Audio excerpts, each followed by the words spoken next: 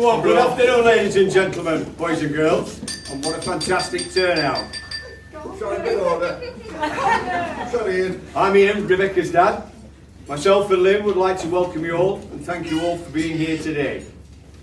First of all, a big welcome to all our new friends, especially Richard's mum and dad, Alan and Rosalind, and his stepmum Shannon. Good, isn't it? It's a pleasure. It's a pleasure to know you, and I'm sure we'll get to know each other a little better as the night goes on. Now, just before I start, I'd like to mention that I'm a little bit nervous about giving this speech. I knew I would have to do it one day, having two daughters, but all the same, it's still a little bit out of my comfort zone. So as I thought about it and how to overcome those worries, my thoughts were to just take the positive from the whole experience. So firstly, I thought, well, everyone's on my side, so I don't need to win them over, do I? But the main positive I took was I was going to speak for 10 minutes for the first time in 35 years of marriage without being... Oh, for goodness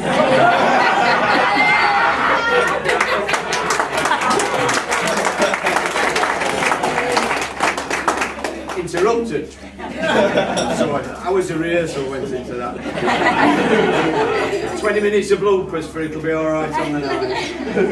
I think it peaked a bit early. It's alright, didn't cheer that. Now I'd like to take a few moments to mention absent family and friends who for all sorts of reasons and commitments couldn't make it here today. I'm sure they all send their love and best wishes on your wedding day. I'd also, if I may, just take a moment to mention a close member of our family who couldn't be with us today. So apologies to Richard's family and friends. The lady I'd like to mention is affectionately known to most of us as Auntie Maureen.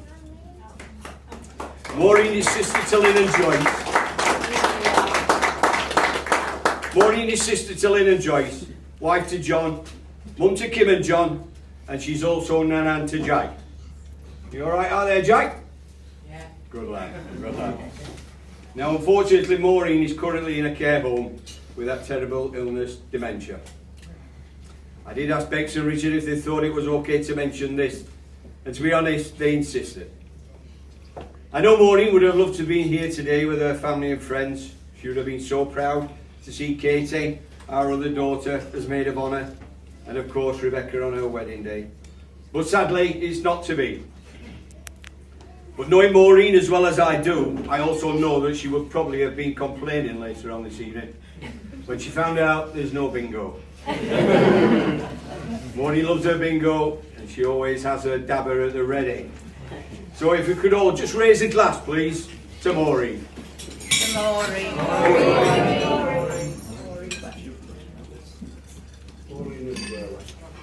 Well, I knew that was going to be a tough one. Even the cake's in tears.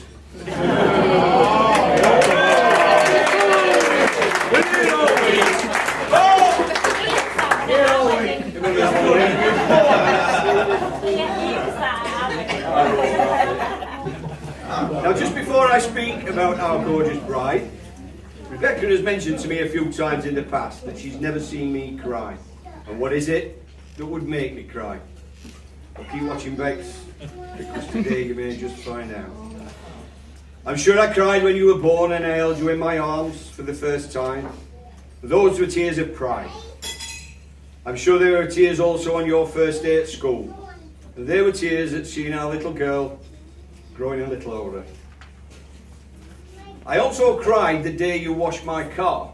You came into the house with the wing mirror in your hands saying, "This just fell off." And there were tears of laughter. But definitely tears when you went to uni, out into the big wide world, but you weren't there to see those tears. But on the plus side, when you did go to uni, I did get my bathroom back for 3 years. So yes, Bex, I do cry, but I guess I just hide it well. Now, Bex was a bit of a tomboy when she was younger. She chose an action man instead of a Barbie doll, combat trousers instead of a dress. Then as she grew a little older, she fancied playing football. Well, there weren't so many girls' teams about in those days, but I did get a kick about with Handsworth boys. A few years on, she played for Handsworth Girls, then Middlewood Rovers, and she was doing really well and enjoying her football.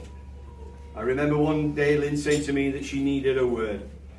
She told me that Bex had been offered a place with another team, but she thinks you may not let her go.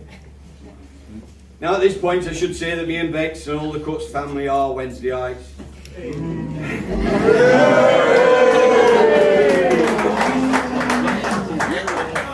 And over the years we have followed Wednesday home and away and have been season ticket holders for many years too.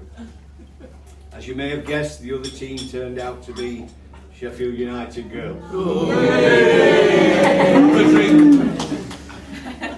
So after what seemed to be hours of deliberation, my decision was made, and yes, she could go to that other team. How could I stop her really? But I did say that there was one condition, and that was the shirt was never to go on the washing line. And it never did. They were good times though. Rebecca did take her boots with her when she went to uni, but I don't think they got too many outings though. Must have been all the studying she was doing, or all the socialising as they call it. It was a long 3 years though when you went to uni, not knowing if you were safe and sound, but we got used to it, and over time it became easier. Then after the 3 years you were back. You were back and brightened up our lives each day. You still hadn't learned to turn the lights off.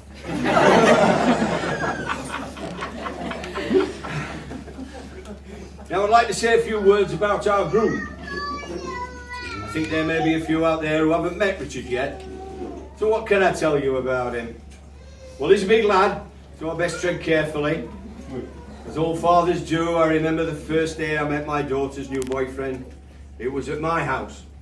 I'd arrived home early from work and went in through the front door, and they both came running down the stairs to greet me.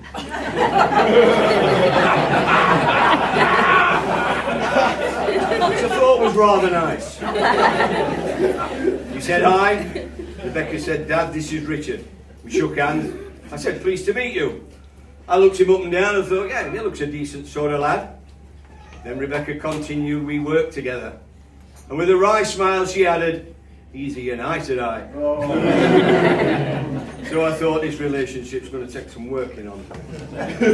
But seriously folks, when you get to know Richard as we have, you'll find out what a good lad he is. He's a really nice guy, he's easy to get on with, he's polite and a genuine sort of bloke, the kind of man you'd want your daughter to marry. I'm sure his parents are and should be proud of the man he's become. Having said all that, I don't think there's any amount of preparation that can ever leave you ready to give your daughter away. But if I had to choose a person to hand her to, I choose you, Richard, every time. I know Rebecca will be an amazing wife, Richard, and I know this because if she's anything like her mum, she'll still be making you smile 50 years on. Interrupts a lot. Great. Right, ladies and gentlemen, that's about me done.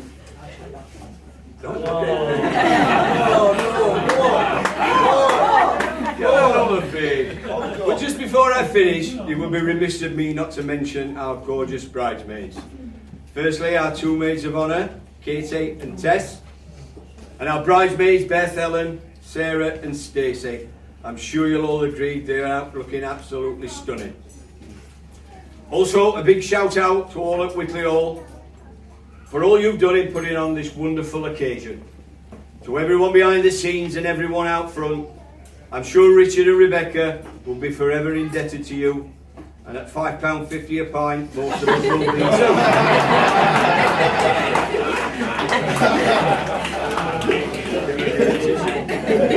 Well done, Rob. Well done, Amy. And to our daughter Rebecca, I give you this message. This is tough. Mum, Dad and Casey love you, and we hope you and Richard have a wonderful, happy life together. So Richard, all we ask is please take good care of our daughter. Now everyone, if you would please be upstanding.